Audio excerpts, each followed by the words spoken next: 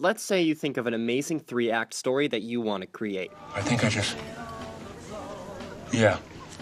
I just had an idea. The first question you have to ask yourself is, what do you make? Should your story be written as a movie or a novel? It's a simple question, but the answer gets complicated because of how often stories get retold in different art forms. The majority of highest grossing and most critically acclaimed movies were adapted from novels, and many unforgettable stories became famous both as a novel and as a film. But each of these stories is presented differently depending on the medium used. So what's the difference between telling a story through a film and through a novel? What can a novel convey well that a film may have trouble with? When I was in high school, I read How to Write a Movie in 21 Days. The first chapter of the book provides an interesting thought experiment to consider the differences between a novel and a screenplay. The experiment asks you to think of a scene and write that scene both as a novel and as a movie. Consider a scene where a robber breaks into a home to steal something. In a novel, we may get the inner thoughts of the robber before the robbery. The robber and his predicament gets described to us using various literary devices. After a slight hesitation, the robber concluded he had no other option, and with a shaking hand, he lifted the hammer and smashed the window, shattering both the glass and his expectations for a quiet life free of criminal record. But alas, in an instant he became a part of the statistic. Where the novel stands out is its ability to put us in the thoughts and perspective of a character so smoothly.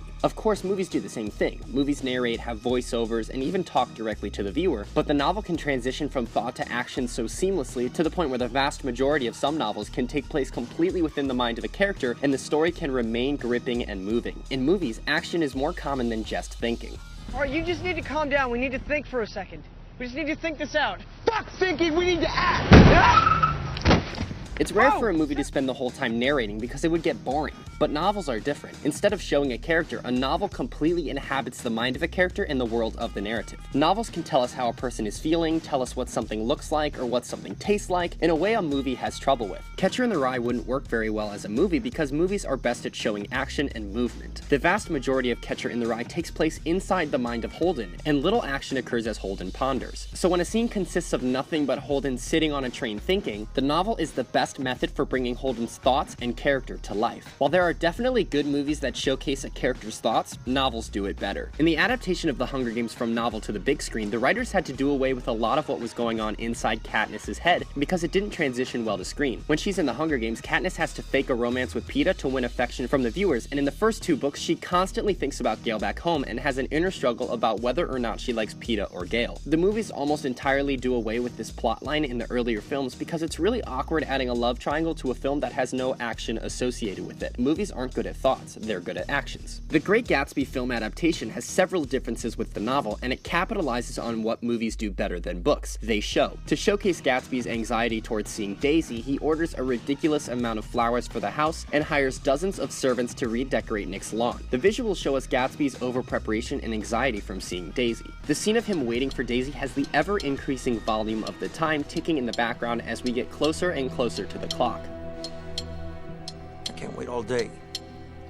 I'm leaving. Along with DiCaprio's performance, all the elements of the scene, the editing, sound, visuals, and acting, convey the sense of anxiety Gatsby has. The novel does it a little bit differently. The novel has no flowers delivered, and only one of Gatsby's servants comes to mow the lawn. Instead of representing nerves through big visuals, we get told about Gatsby's nerves through literary devices. I went out and opened it. Gatsby, pale as death, with his hands plunged like weights in his coat pockets, was standing in a puddle of water glaring tragically into my eyes. Both scenes are written very similarly, with almost the same dialogue and action, but the subtle differences between the movie's visuals and the novel's descriptions are how 2 different art forms convey the same mood. The novel tells us about his nerves through description, and the movie shows us his nerves through editing, lighting, sound, and acting. So what would a robbery look like as a movie? To play to the strengths of film when it comes to conveying the robber's hesitation and regret, we would show rather than tell. Maybe we'd get a close-up of his trembling hand or sweat on his brow. Maybe he'd be dressed in everyday attire instead of the typical robber gear. The shots could be close-ups and point-of-view shots to place us into his perspective and empathize with him. And the shots could be edited very quickly to up the pace and anxiety of the scene. These visuals are what would make the story powerful. For the novel, metaphors, tone, hyperbole, and all the other countless literary techniques are the key to telling a story, and lighting, camera angle, actor placement, and other cinematic techniques are how movies show a story. Different techniques with different strengths and weaknesses. Movies show, novels tell. Many people on the internet loathe movies that don't stay true to the novels they're based on. There are a lot of reasons for the changes from novel to screen, like fitting feature-length screen time and a desire to appeal to a larger audience, but I think one key difference some people miss is that movies can't always replicate the mood of a novel because movies have to present the story with different techniques. Perhaps The Great Gatsby wasn't a good adaptation because it focused too heavily on the visuals of the story and not the emotion behind it. Take this excerpt from the novel. "But I didn't call to him, for he gave a sudden intimation that he was content to be alone. He stretched out his arms toward the dark water in a curious way, and far as I was from him, I could have sworn he was trembling." That moment is recreated in the movie like this. He seemed to be reaching towards something out there in the dark.